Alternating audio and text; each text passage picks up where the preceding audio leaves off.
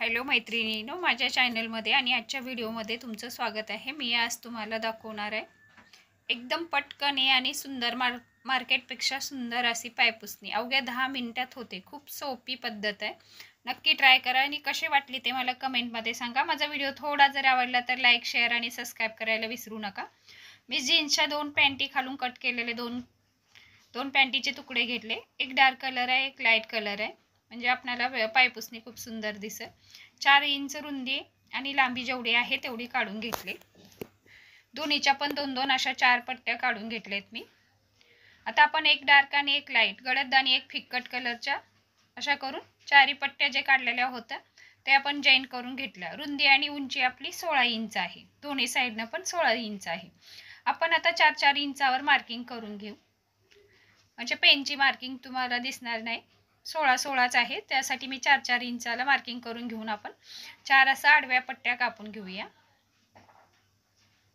4 पट्ट्या काढून घेतल्या मी। आता एक पट्टी उचलून ह्या साईडला घ्यायचं, कारण आपला डार्क आणि लाईट कलर दोन्ही वेगळा येईल। 2 पट्ट्या अशा उचलून मी उलट्या ह्या साईडने ठेवून दिल्या। बघा किती भारी चेक्सवाली डिझाइन झाल्या। आता ही 4 पट्ट्या आपण एकावर एक ठेवून जॉईंट करून घेऊया, शिलाई मारून घेऊया। डबल सिलाई करा म्हणजे आपली पायपुसणी एकदम मजबूत होईल। आता मिशनवर मी पट्ट्या जोडवून घेते आणि डबल सिलाई करते, म्हणजे आपली पायपुसणी उसवणार नाही। थोडा जर माझा व्हिडिओ आवडला तर लाईक शेअर आणि प्लीज सबस्क्राइब करायला विसरू नका। अशाच पद्धतीने ते पण 2 पट्ट्या जोडून घेतल्या बघा। आता आपल्या 4 पट्ट्या जोडून झाल्या। हे माझ्याकडे शॉपिंग बॅग होती, मोठी आहे। खालच्या साईडला हे लावते मी, थोडं आपली पायपुसणी एकदम टाईट पण होईल, गुळगुळीत होणार नाही। बघा पायपुसणीच्या शॉपिंग बॅग ही खूप मोठी आहे। साईडला 4 बाजूनी मी 1-1 इंच असा अंतर सोडून जो मधला कपडा आहे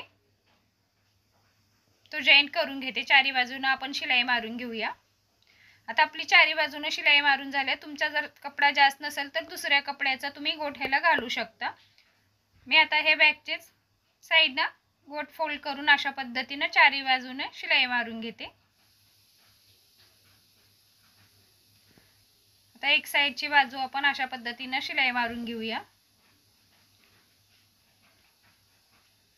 अशाच पद्धतीने जे बाकीच्या 3 बाजू आहेत आपण शिलाई मारून घ्यायची, नंतर त्याच्यावर आणि एक डबल शिलाई मारायची, म्हणजे आपली पायपुसणी धुल्यानंतर जास्त यूज केल्यानंतर उसवणार नाही।